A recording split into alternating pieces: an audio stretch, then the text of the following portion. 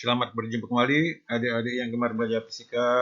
Ayo tetap semangat belajar dalam meraih cita-cita. Berjumpa kembali sama Made. Dan Pak Made jumpai dalam keadaan sehat. Assalamualaikum warahmatullahi wabarakatuh. Salam sejahtera untuk kita semua. Om Swastiastu, Namo Buddhaya, salam kebajikan. Pada kali ini Pak Made ingin berbicara untuk pokok bahasan listrik dinamis, khusus untuk sub buat arus listrik. Mari kita simak pembahasannya bersama-sama. Selamat menyimak.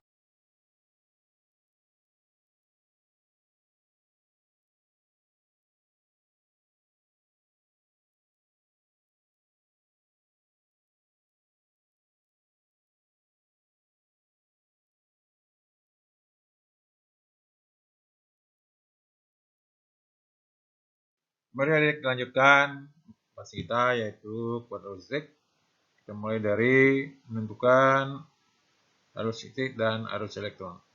Adik bisa lihat gambar yang sebelah kiri, nanti untuk slideshow bisa menunjukkan bahwa sebelah kiri gambarnya itu rangkaian dalam praktek. Kalau nanti saklarnya ditutup, maka lampu akan menyala.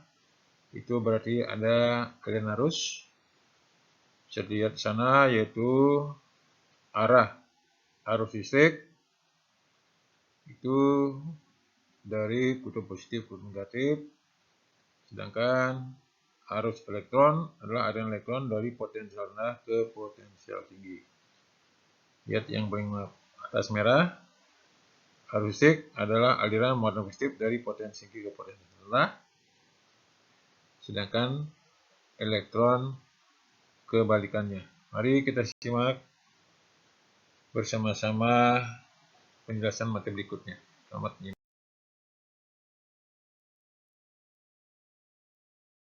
Mari adik-adik lanjutkan mengenai arus listrik, yaitu gerakan muatan listrik dalam suatu rangkaian listrik yang disebabkan oleh perbedaan potensial listrik. Saya mulai dari kuat arus listrik, notasinya I, satuannya coulomb per sekon atau ampere. Kuat arus listrik didefinisikan sebagai banyaknya muatan yang dialirkan tiap detik. Bisa lihat rumus dalam kotak I sama dengan Q per T.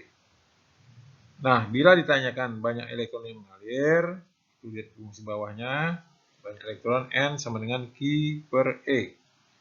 Di mana Q itu adalah banyaknya muatan, E muatan 1 elektron, 1,6, 10 pangkat min 19 coulomb. Dari rumus yang di atas, Q itu muatan listrik satuannya coulomb, T waktu 1 detik, I kuat arus, satuannya coulomb per detik yang sama dengan ampere. Mari kita lihat contoh soal berikutnya. Selamat menyimak.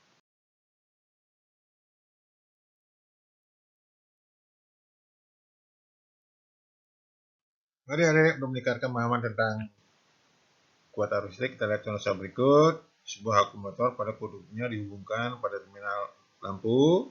Jika kuat arus yang mengalir 0,5 ampere, dan lampu dinyalakan selama 2 menit. Apakah muatan listrik yang telah melewati lampu? Diketahui I-nya 0,5 ampere, T-nya 2 menit, sama dengan 120 sekon. Jawab dari rumus sebelumnya, I sama dengan Q per T, sehingga Q sama dengan I kali T. Masukkan angkanya. Itu Q sama dengan 0,5 kali 120 sekon, hasilnya 60 coulomb. Jadi begitu adik-adik, tidak tersulit. Mari kita simak penjelasan berikutnya. Selamat menyimak.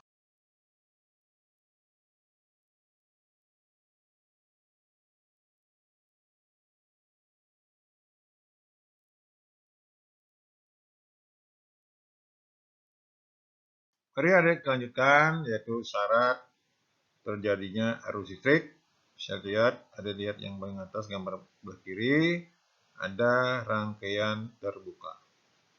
Yang di sebelah kanan, nah yang kiri saklarnya masih belum ditutup, sedangkan yang di sebelah kanan saklarnya sudah ditutup, lampunya menyala. Jadi kita lihat syarat terjadinya arus listrik yaitu ada sumber tegangan. Lihat sana di atas ada baterai, ada konduktor kabel. Itu ada yang menghubungkan antara lampu dengan baterai, baterai dengan saklar, saklar dengan lampu. Nomor C, rangkaian dalam kondisi tertutup.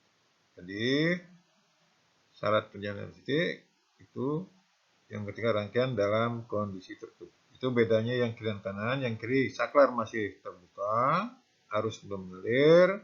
Yang kanan saklar tertutup, akan terjadi aliran listrik, bisa terlihat dari lampunya menyala.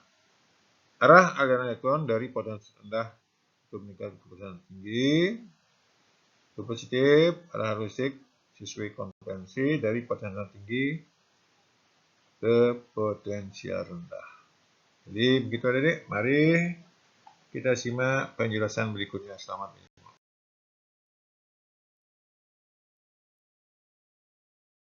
Mari adik-adik kita lanjutkan, yaitu mengukur kuat arus listrik. Kita lihat, alat untuk mengukur kuat arus listrik adalah ampermeter atau ammeter.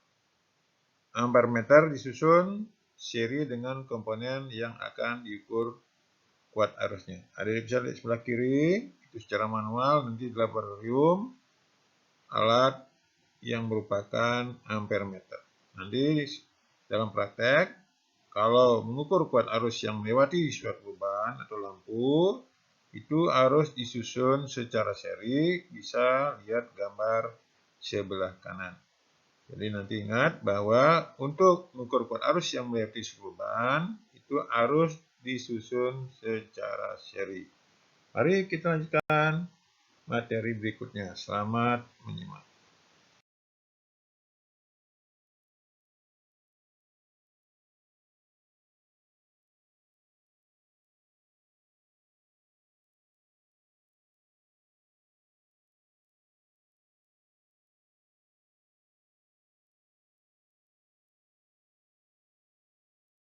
Mari adik-adik kita lanjutkan untuk belajar tentang cara membaca ampermeter. Nah, nanti di laboratorium adik-adik kan bisa lihat, yaitu di dalam sebuah ampermeter itu bisa dilihat skala maksimum yang paling kanan.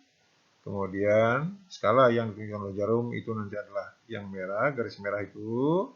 Kemudian skala batas ukur. Nah, lihat angka yang di sebelah kiri berderet vertikal.